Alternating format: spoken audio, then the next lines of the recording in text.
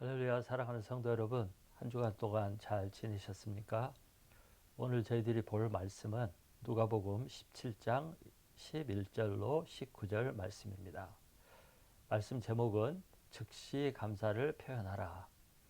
이런 제목으로 말씀을 나누도록 하겠습니다. 오늘은 추수감사주일입니다. 추수감사주일에는 항상 감사의 메시지를 전합니다. 그래서 오늘 저도 감사에 대한 메시지를 전하려고 합니다.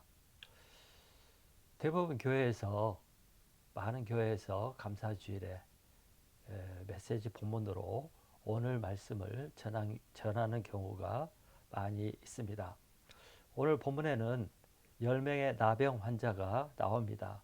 이 중에 9명은 유대인이었고 1명은 사마리아 사람이었습니다. 본래 유대인과 사마리아 사람들은 상종하지 않았습니다. 서로 미워하고 멀리하는 사이였습니다. 이들이 건강할 때는 서로 상종하지 않고 지내던 사이였는데 나병이 들자 이들이 차별을 벌이고 같이 지내게 되었습니다. 왜냐하면 이 나병이 들면서 모두 다 자기 동족으로부터 버림을 받았기 때문입니다. 이들은 모두가 자기 동족 공동체에서 살지 못하고 또 그 땅 안에서 살지 못하고 이쪽도 저쪽도 아닌 사마리아와 갈릴리 접경에서 살고 있었습니다. 우리가 잘 알듯이 나병은 병 중에서도 가장 악질적이고 잔인하고 무서운 병입니다. 여러분, 사람이 병이 들면 주위 사람들로부터 측은히 여김을 받고 또 사랑과 위로를 받습니다. 그러나 나병 환자들은 그렇지 못했습니다. 버림을 받고 쫓겨나고 또 사랑받지 못하고 그렇게 살 수밖에 없었습니다. 또 당시에는 치료제가 없어서 다시 고침을 받고 정상으로 돌아가서 살 수 있다는 소망도 없었습니다. 그래서 나병 환자들 중에 가장 불쌍한 사람들이었습니다. 이런 이들에게 예수님께서 나병을 고쳐주셨다 하는 소식은 복음이었습니다. 굿뉴스, 참 좋은 소식이었습니다. 11절, 12절을 보시기 바랍니다. 더 좋은 소식이 이들에게 들려왔습니다. 마침 예수님이 예루살렘으로 가는 길에 자기들이 있는 곳을 지나가고 있다는 소식을 듣게 된 것입니다. 이 나병 환자들은 일반 사람들이 있는 곳에 갈 수가 없었어요. 그래서 예수님을 찾아갈 수도 없었습니다. 그런데 예수님이 자기들이 있는 곳을 지나간다니까 얼마나 소망과 기대가 컸겠습니까? 이들은 한 마을에 들어간 예수님을 찾아갔습니다. 그리고 큰 소리로 우리를 불쌍히 여겨 달라고 먼 곳에서 소리 질렀습니다. 그러자 예수님께서 이들에게 응답을 하셨습니다. 14절을 읽어보겠습니다. 14절 보시고 이르시되 가서 제사장들에게 너희 몸을 보이라 하셨더니 그들이 가다가 깨끗함을 받은지라. 제사장에 가서 몸을 보이라. 이 말씀은 환자가 병이 나았을 때 취해야 할 행동입니다. 왜냐하면 율법에 제사장들이 병이 들면 병 검사를 하고 또 병 검사를 해서 나병 환자로 판결이 나면 격리를 시켰고 또 반대로 병이 나으면 검사를 해서 사회와 가정으로 돌아갈 수 있도록 판결을 했기 때문입니다. 그래서 예수님께서 제사장들에게 가서 너희 몸을 보이라 하신 이 말씀은 그들의 치료를 선포한 것입니다. 이제 너희들이 병이 나을 테니까 너희 몸을 제사장들에게 보이라.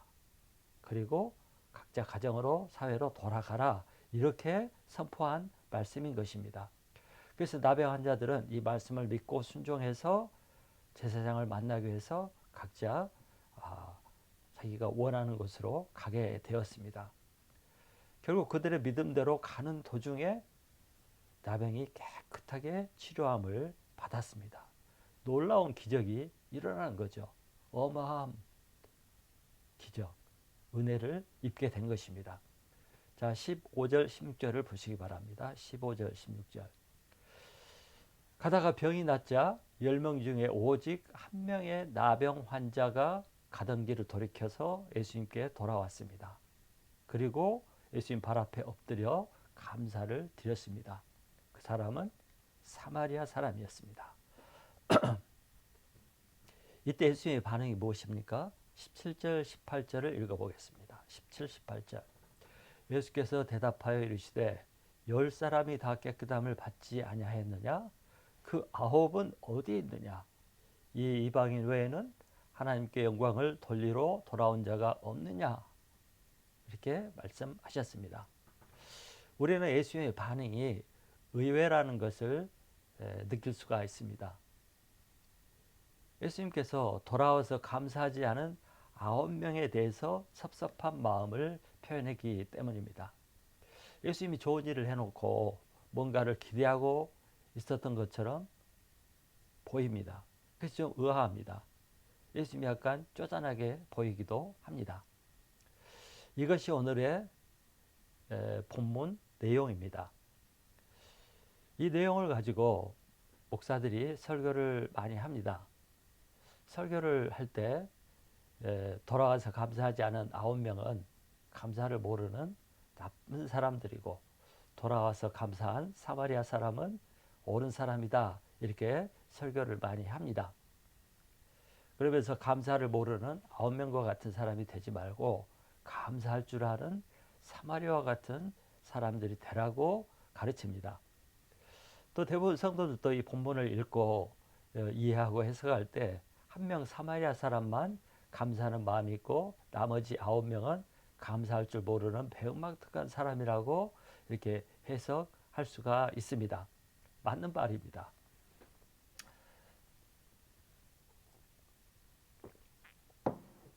근데 여러분 한번 생각해 봅시다.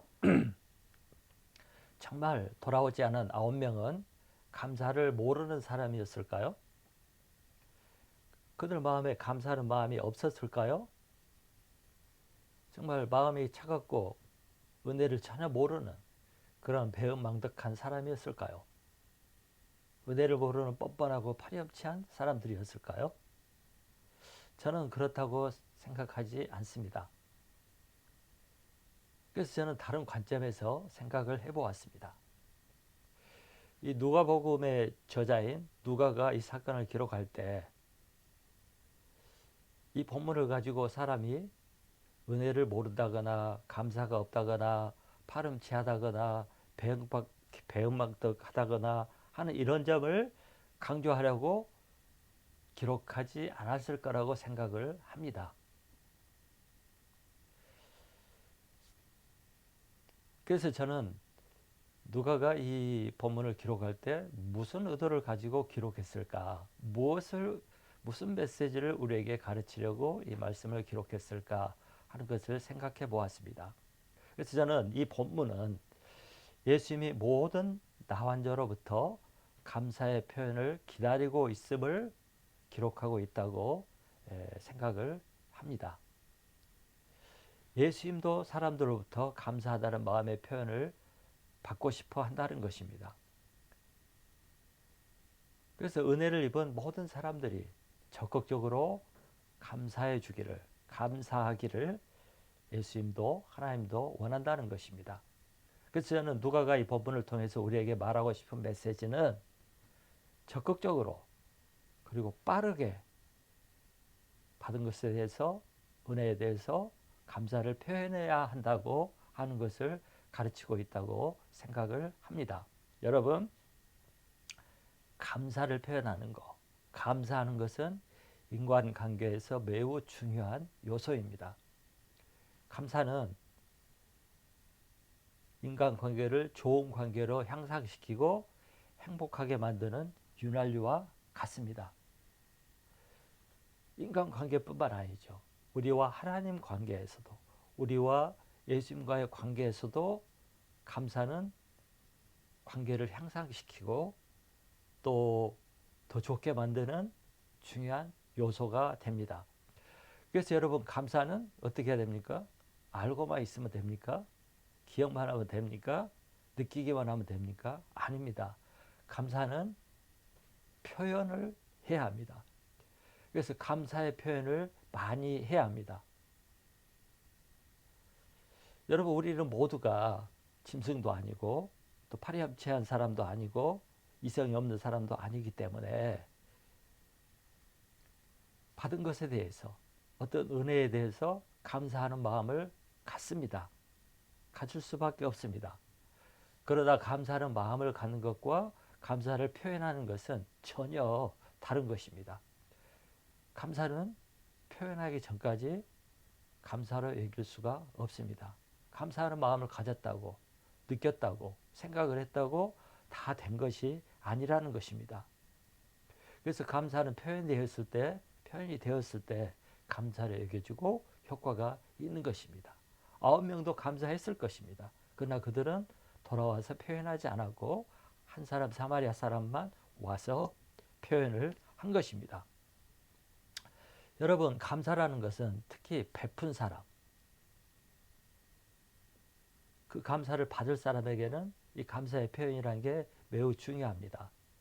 감사하지 않을 때 상대방은 섭섭한 생각을 갖게 됩니다. 감사해야 되는데 감사하지 않을 때 오해가 생길 수도 있습니다. 결국에는 관계가 깨질 수도 있습니다. 제가 신앙생활 하면서 가끔 시험에 드는 때가 있었습니다. 저는 오랫동안 교회에서 학생들을 지도를 했습니다.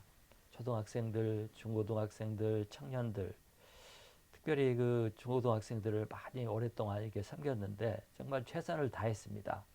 선물도 사주고 밥도 사주고 신방도 가고 뭐 할 수 있는 것은 다 했습니다. 돈도 많이 들었습니다.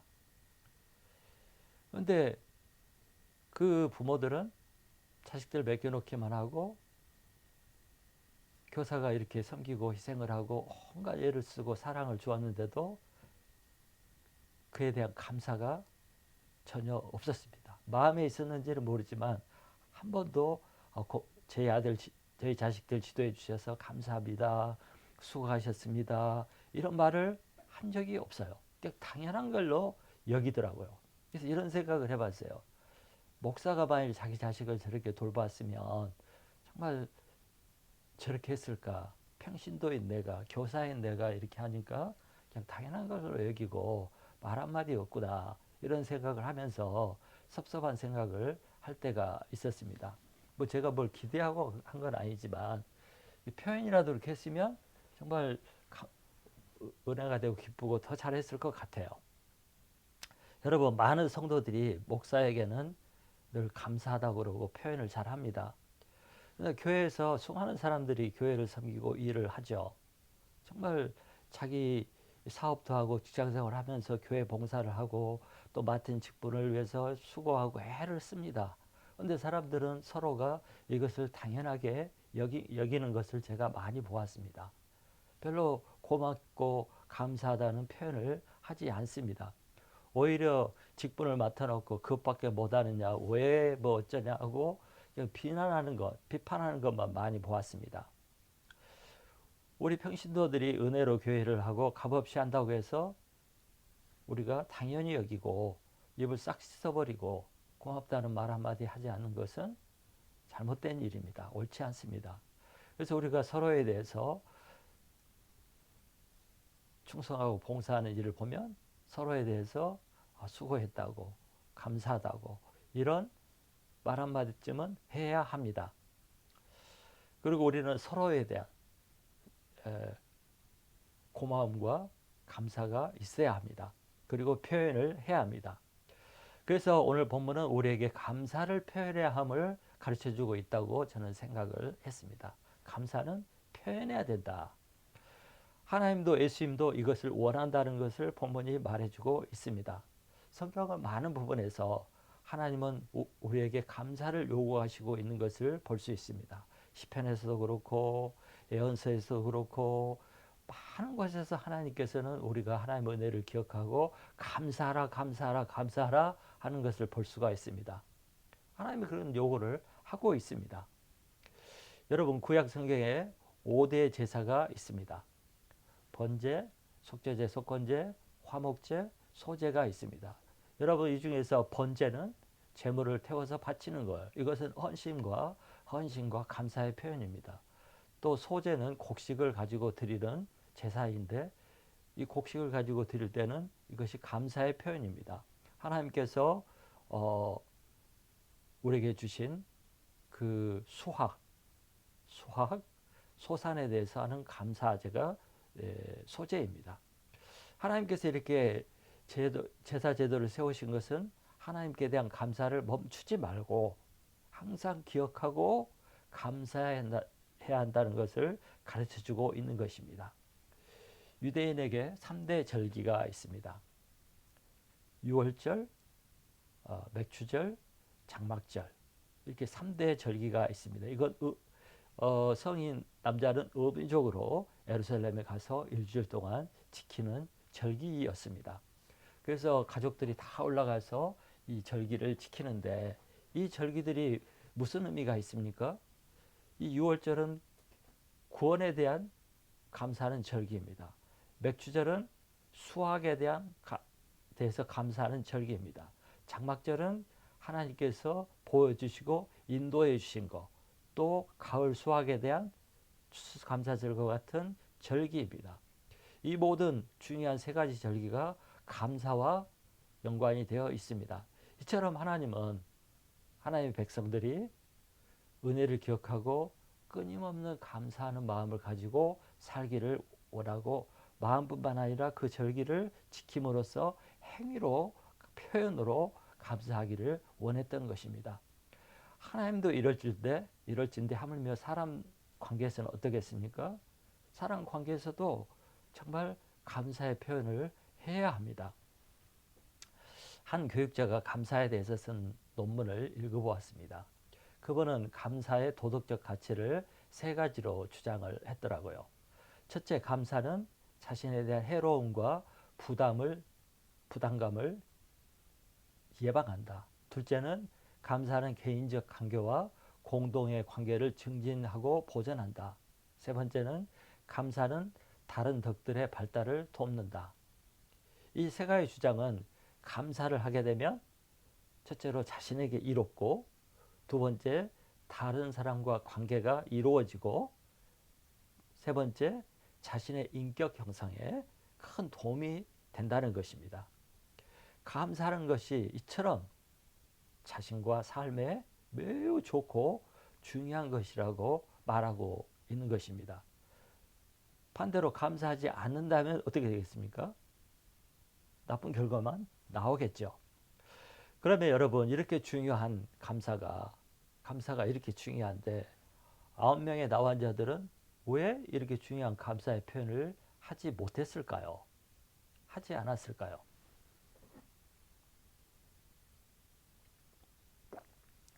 앞에서도 말씀을 드렸지만 이들이 감사를 모르는 배은망덕한 사람이거나 파렴치하고 악한 사람들이어서 감사하지 못한 게 아닙니다.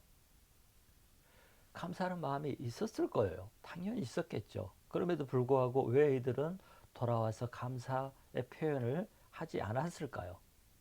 저는 두 가지로 생각을 해보았습니다. 첫째, 이들은 예수님께 돌아가서 감사하는 것이 급한 일이 아니다. 나중에 해야 되겠다 하고 미루었을 거라고 생각을 합니다. 이들은 병이 낫지 않은 상태로 제사장에게 가고 있었습니다. 먼 길을 갔든지 상당히 갔겠죠. 가는 도중에 병이 나았습니다. 이 병 나는 것을 자기들이 알았습니다. 아마 이때 이 사람들은 생각을 했을 거예요. 야, 병이 나왔구나. 너무나 감사, 너무 좋다. 돌아가서 예수님께 감사를 할까? 아니면 가던 길을 계속 갔다가 일을 마치고 다음에 찾아와서 감사할까? 이런 갈등이 있었을 거예요. 이때 9명은 아마 나중에 와서 하면 되지. 지금 빨리 가자. 이렇게 생각하고 예수님께 돌아가서 감사를 표현하지 않고 가던 길을 계속 갔을 것입니다. 이들은 가서 제사장들에게 몸을 보이는 것이 더 시급하고 또 병이 나았다고 판정을 받으면 빨리 가족에게 돌아가고 친구도 만나고 하고 싶은 거 하고 뭐 이런 생각이 앞섰을 것 같습니다. 이런 일들이 더 시급하다고 생각을 했던 것 같습니다. 그래서 이들에게는 예수님께 돌아가서 감사를 표현하는 것보다 이것 하는 것이 더 시급하다고 생각하고 감사를 표현하는 것을 나중으로 미뤘을 거라고 생각을 합니다. 그런데 여러분, 때와 기회가 항상 있는 것이 아닙니다. 나중에 해야 되겠다고 했지만 이들은 그렇게 할 수가 없었습니다. 왜냐하면 예수님이 지금 예루살렘에 올라가고 계시는데 예수님이 예루살렘에 올라가자마자 6월절에 십자가에 못 박혀서 죽게 됩니다. 만약 이들이 예수님을 찾아왔다면 아마 예수님이 이미 죽고 없었을 것입니다. 그래서 이들은 감사를 표현하고 싶어도 표현할 기회가 없어지게 된 것입니다. 때가 늦은 것입니다. 그러므로 오늘 본문의 본문 말씀을 보면 감사는 즉시 해야 된다는 거예요. 감사는 그때 알았을 때, 깨달았을 때, 받았을 때 즉시 해야 된다는 것입니다. 미루면 안 된다는 것입니다. 그래서 감사할 일이 있고 은혜 받은 일이 있다면 즉시 그 감사를 표현하는 것이 가장 중요한 것입니다. 그래서 감사하고 그 다음 일을 하는 것이 중요하다 이렇게 알 수가 있습니다. 나중에 감사하는 거 할 수 있겠죠. 그러나 나중에 감사하는 것은 그 감사 효력도 떨어지고 또 김 빠진 콜라처럼 별 의미가 없는 감사가 될 수밖에 없습니다. 둘째, 이들이 감사하지 않은 것은 감사하러 돌아가지 않은 것은 감사하는 것이 자기들의 삶에서 그렇게 중요한 일이라는 것을 몰랐기 때문이라고 생각을 합니다. 만일 이들이 예수님이 감사하기를 기다리고 있었다는 것을 알았더라면 그걸 알고 돌아가서 감사를 했겠지요.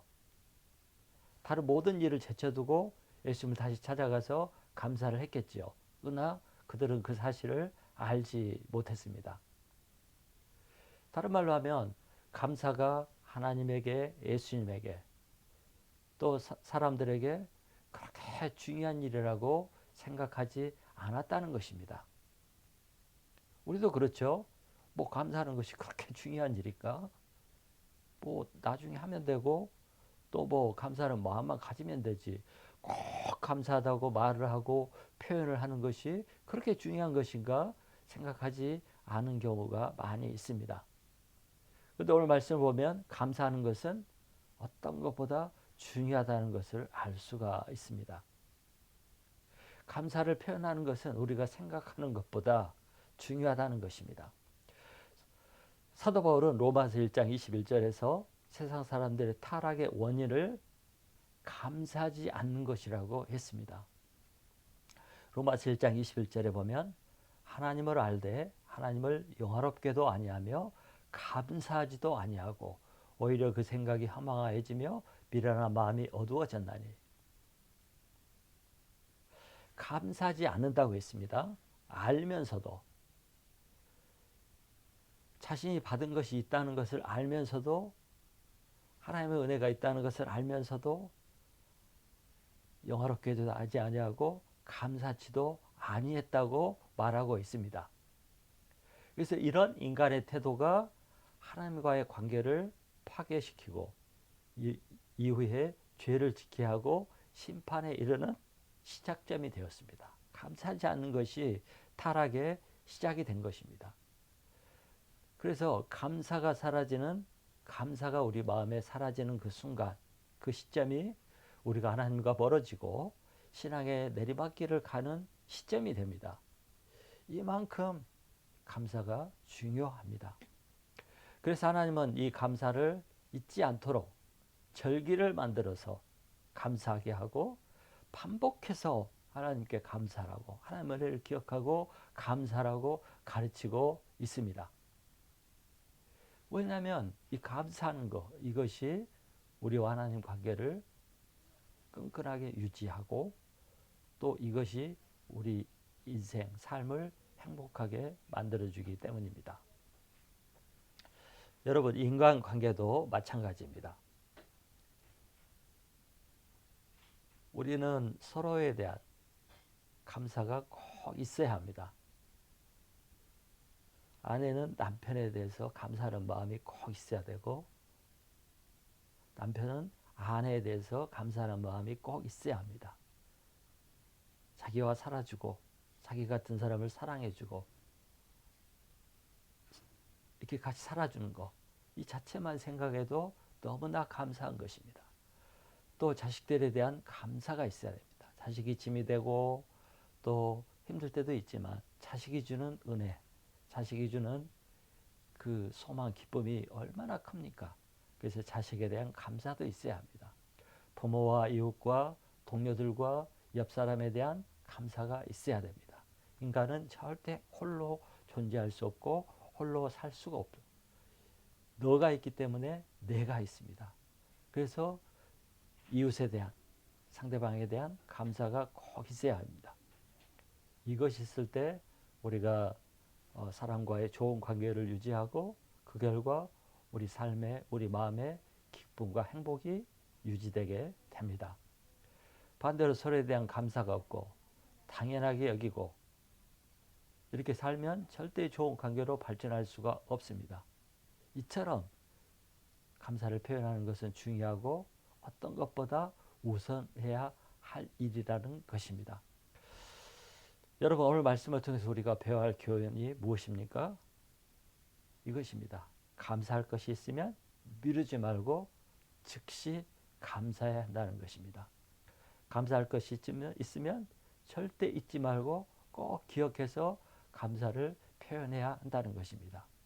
어떤 것도 당연하게 여기거나 어떤 것도 아무렇지 않게 여기면 안 된다는 것입니다. 또 감사는 반드시 표현해야 한다는 것입니다. 사랑은 표현하기까지 사랑이 아니라고 말하잖아요. 감사도 표현하기까지 감사가 아닙니다. 그러므로 꼭 감사하다고 표현을 해야 합니다. 여러분, 누군가가 감사할 일 있으면 다른 일 다 제쳐두고 빨리 감사의 표현을 하시기 바랍니다. 우리가 지금 이렇게 즉시 꼭 감사를 해야 할 분이 있다면 그분은 첫째 하나님입니다. 예수님입니다. 얼마나 감사할 일이 많고 그분의 은혜가 많습니까? 그래서 이것에 대해서 즉시 항상 감사를 해야 합니다. 그 다음은 우리가 같이 사는 가족과 이웃과 형제들입니다. 꼭 이웃과 가족과 형제들에게 감사를 표현하셔야 합니다. 오늘은 추수감사절기로 드리는 예배입니다. 이 예배에서 가장 핵심은 감사하는 것입니다. 그런데 감사하려면 뭐가 있어야죠? 이유가 있어야죠. 이유.